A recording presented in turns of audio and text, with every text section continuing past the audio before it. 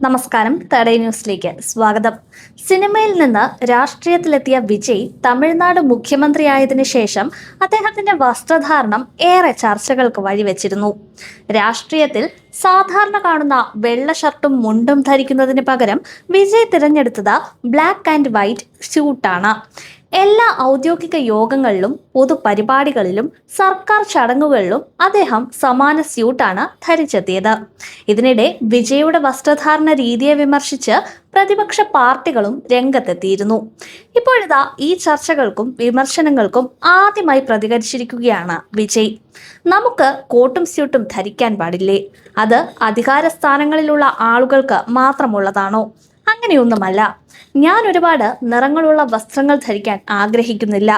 ഇത് കേവലം black and white മാത്രമാണ്. നമ്മുടെയൊക്കെ മനസ്സ് പോലെ എല്ലാ കാര്യങ്ങളിലും സുതാര്യതയും ലാളിത്യവും ഉണ്ടായിരിക്കും എന്ന് കാണിക്കാനാണ് ഈ നിറങ്ങൾ തിരഞ്ഞെടുത്തത്.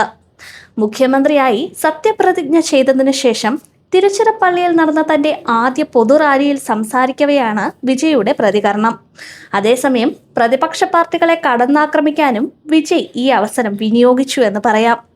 ടി.വി.കെ അധികാരത്തിൽ വന്നിട്ട് ഏതാനും ആഴ്ചകൾ പോലും തികഞ്ഞിട്ടില്ലെന്നും 6 മാസം മിണ്ടാതിരിക്കുമെന്ന് പറഞ്ഞ പ്രതിപക്ഷത്തിന് കേവലം 6 ദിവസം പോലും മിണ്ടാതിരിക്കാൻ കഴിഞ്ഞില്ലെന്നും അദ്ദേഹം പറഞ്ഞു.